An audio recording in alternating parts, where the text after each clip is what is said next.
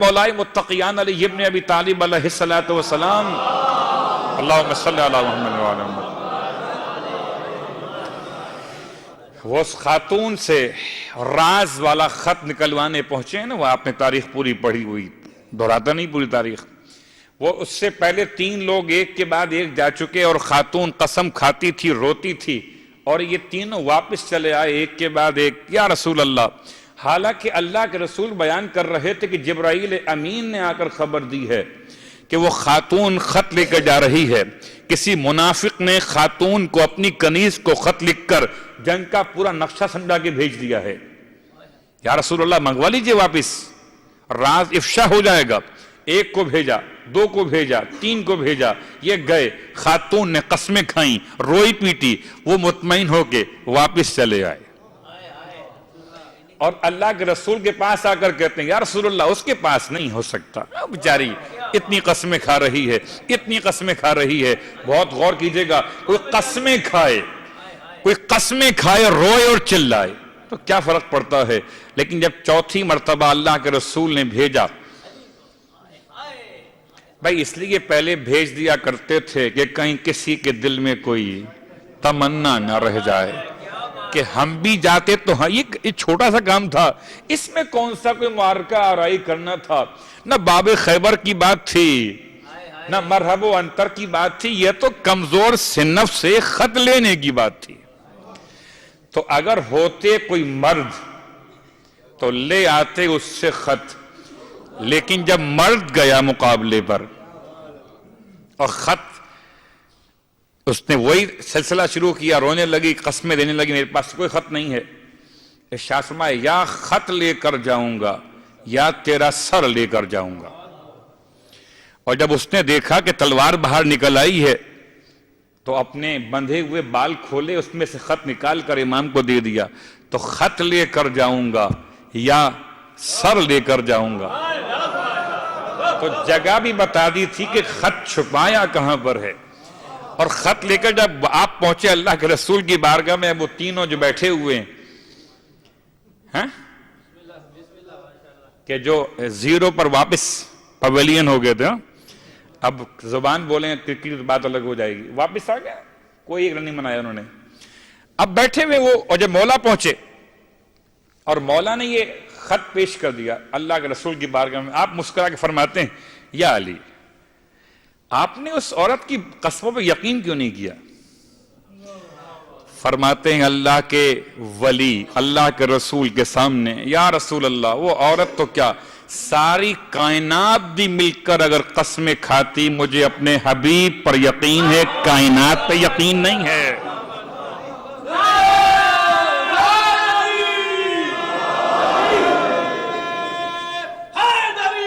یا علی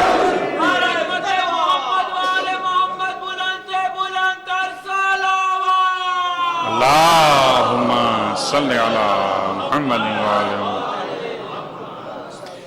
تو اللہ کے رسول کی روایت ہے کہ اگر دنیا کے ختم ہونے میں 1 دن بھی رہ جائے،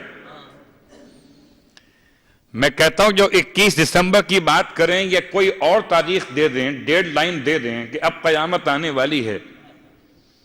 کچھ لوگ ہوتے ہیں جو ان کی باتوں میں آ جاتے ہیں، اب قیامت آنے والی ہے، کتنی فلمیں بنا کر آپ دکھائیے گا، قیامت آنے والی. 1 دن بھی اگر رہ جائے تو خدا اس 1 دن کو اتنا طولانی کرے گا کہ یہاں تک کہ میرے بیٹے کا ظہور ہو جائے گا. اللہ کے رسول کی روایت ہے. اب کلمہ کس کا پڑھا ہے؟ جس کا کلمہ پڑھا ہے اس کی بات پہ یقین کرنا چاہیے نا، ورنہ پھر منافق کہلائے گا، یقین نہ کرنے والا. اور اسی یقین کو ولایت علی ابن ابی طالب کہا جاتا ہے. رسالت کے یقین کو ولایت کہتے ہیں. تو مرحلہ اپنے موضوع کے اعتبار سے من مات ولم یعرف امام زمانہ ومن قتل مظلوما فقد جعلنا لولیہ سلطانا. سورہ مبارکہ بنی اسرائیل کی آیت نمبر 33. فلا یسرف فی القتل انہ کان منصورا. اب امام جعفر صادق علیہ السلام کی روایت میں پیش کرتے ہوئے ارشاد فرماتے ہیں کہ اس آیت کا تعلق سرکار سید الشہداء سے کہ آپ ظلم کے ساتھ قتل کیے گئے، اور آپ کے ولی سے مراد ہمارے آخری امام کا عنوان جو انتقام خون حسین لینے والے ہیں، اور وہ انتقام میں اگر پورے اہل زمین کو ختم کر دیں، اگر خون حسین کے انتقام میں پورے اہل زمین والوں کو تہہ تیغ کر دیں، تب بھی اسراف نہیں ہوگا، تب بھی اسراف نہیں ہوگا۔ اور وہ حجت خدا اس پر نصرت نازل ہو رہی، فَإِنَّهُ كَانَ مَنصُورًا۔ منصور کسے کہتے؟ امام علیہ السلام کو ناصر بھی کہا گیا، 12ویں امام کو، اور منصور بھی کہا گیا۔ زیارت عاشورہ میں منصور بھی کہا گیا، ناصر بھی ہیں منصور بھی ہیں، ناصر مددگار بھی ہیں، منصور ان کی مدد بھی ہوگی۔ ناصر ہیں امت کے لیے، منصور ہیں خدا کے لیے۔ خدا نصرت کو اتار رہا ہے۔ نصرت کی تعریف کیا ہے؟ نصرت کی پہلی تعریف ہے رعب اور دبدبہ۔ اللہ اپنے اس ولی کے لیے رعب کو نازل کرے گا۔ کل کی بات اگر یاد ہو، زمانے آخر کی مشکلات میں، زمانے غیبت کی مشکلات میں بے امنی، اور بے امنی میں امت کی حالت، اور امت کی حالت میں امت کے لیے مخالفین کے دلوں سے امت مسلمہ کا رعب نکل جانا، اور خدا اپنے ولی کی جب نصرت کرے گا تو رعب کو نازل کرے گا۔ پھر امام فرماتے ہیں 3 قسم کے لشکر ہوں گے۔ ایک لشکر ہے ملائکہ کا، ایک لشکر ہے مؤمنین کا، ایک لشکر ہے رعب و دبدبہ پروردگار کا۔ بہت سے ایسے ہوں گے، بات بڑی آسان سی ہے، ارے ہم تو تاریخ مشاہدہ کر چکے، بھئی یہ اس کا ہی تو بیٹا ہے جس کی تلوار کو دیکھ کر بہت سے تو خالی تلوار کو دیکھ کر ہی لیٹ جاتے تھے۔ رعب کسے کہتے ہیں؟ یہ رعب ہی تو ہوگا کہ صرف امام کا نام، لیکن بات یاد رکھیں، کیا کہنے، ایک طرف رعب ہے، اور جس کا رعب ہوتا ہے تو لگتا ایسے جیسے بہت سخت مزاج ہوگا وہ۔ ہاں بہت غور کیجئے گا، ہے کیفیت نہیں، بڑا غصے میں رہتا ہوگا، یہاں آنکھوں میں سرخی ہوگی، بہت رعب ہوگا۔ رعب کا مطلب یہ نہیں ہے، رعب کافروں کے لیے ہوگا، اور مومنوں کی تعریف یہ ہے کہ یشربون حبہ، وہ امام زمانہ کی محبت میں سیراب ہوں گے جیسے کوئی پیاسا پانی پیتا ہے۔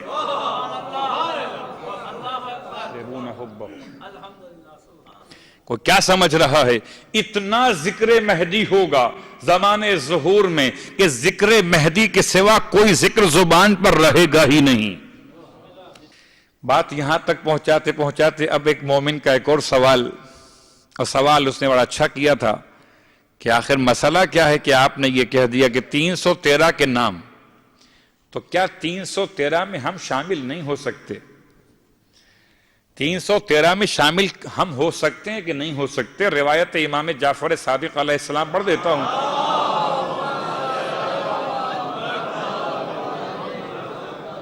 اور یہ آپ کے سوالات ہیں جو اس بات کو اور آگے بڑھائیں گے۔ آپ سوالات کیجئے مجلس کے بعد، مجلس سے پہلے، تاکہ آئندہ کی مجلس میں بات آ سکے۔ امام کی روایت ہے، ارشاد فرماتے ہیں کہ 2 طرح کے لوگ ہمارے قائم کے ساتھ ہوں گے، ایک اصحاب، ایک انصار۔ اصحاب کون ہیں؟ حکام اللہ۔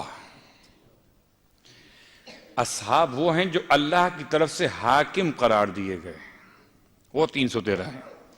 اور 313 میں ہر ایک اس کمال کا ہوگا، ہر ایک اس کمال کا ہوگا کہ اگر اس کو امام کسی علاقے میں بھیج دیں تو علاقے میں وہ ایسا ہوگا جیسے خود امام موجود ہوں۔ اس کو میں آسان کر لوں مثال کے طور پر، سفیر حسین سرکار مسلم ابن عقیل باب الحوائج،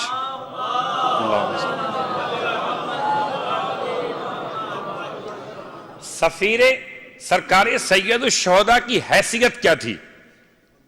رشتہ، قرابت، زہد، تقوی نہیں، حیثیت تھی نیابت اور سفارت۔ اور الفاظ معصوم کے یہ تھے کہ سفیر مسلم کے ہاتھ پر بیعت، حسین کے ہاتھ پر بیعت ہے. تو بالکل وہ 313 ایسے ہوں گے حکام کہ جو حکمران قرار دیے جائیں گے روئے زمین پر مختلف علاقوں میں. اور اس کے بعد دوسرے باقی انصار ہوں گے. اور اس لیے آپ بہت غور کیجئے گا، شاید کسی حد تک بات مکمل کر سکوں. دعائے عہد پڑھ لیجئے تو دعائے عہد میں اصحاب بننے کی دعا نہیں ہے، انصار بننے کی دعا ہے. اللہم اجعلنی من انصارہ و اعوانہ. کون سی دعائے عہد؟ کہ 40 دن صبح کی نماز کے بعد پڑھو. 40 دن صبح کی نماز کے بعد پڑھو. چلیں 40 دن اگر صبح کی نماز ٹائم پر پڑھ لیں تو کم از کم عادت تو ہو ہی جائے گی. بھئی ریاضت ہو کہ نہ ہو، ہاں عبادت مکمل ہو کہ نہ ہو، مگر عادت تو ہو جائے گی. اور یہ عادت کسی نہ کسی دن نقطہ بائے بسم اللہ کی برکت سے عادت میں ایک نقطہ بڑھاؤ تو ہو جائے گی عبادت. فرق ایک ہی نقطے کا. صلوات پڑھے محمد و آل محمد.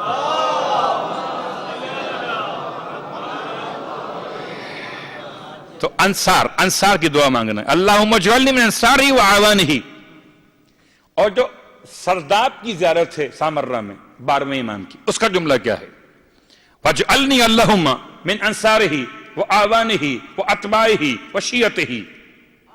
اور اے پروردگار تو ہمیں بنا دے، ہمیں تو بنا دے ان کے ناصر، ان کے مددگار، ان کے شیعہ، ان کے پیروی کرنے والے. اصحاب نہیں. زیارت عاشورہ. اَن يَرْزُقَنِي طَلَبَ سَارِكُمْ طلب ساری ما امام ہدن ظاہر ناطق بالحق منکم.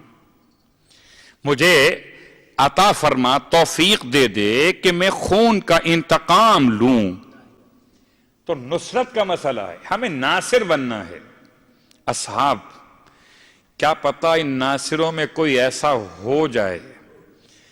بھئی 313 کا جو مسئلہ ہے، کیا یہ گنتی کا مسئلہ ہے یا یہ دعوت عام ہے؟ بنیں گے 313 ہی. دعوت سب کو دی جا رہی ہے. میں کیا جملہ استعمال کروں؟ بھائی امتحان میں بیٹھے تھے 5000 طلباء اور سیٹیں تھیں پاس ہونے والوں کے لیے 313. تو جو پاس ہو جائے وہ وہاں پر آ جائے گا. ہم ناصر نہیں بن پا رہے ہیں. تو اصحاب تو بہت دور کا لفظ ہے. تو جتنی دعائیں آپ کو ملیں گی سب دعاؤں میں نصرت کی دعا ہے، اصحاب کی دعا نہیں ہے. اس کا مطلب شاید یہ بھی ہو کہ اصحاب کا معاملہ طے ہو چکا.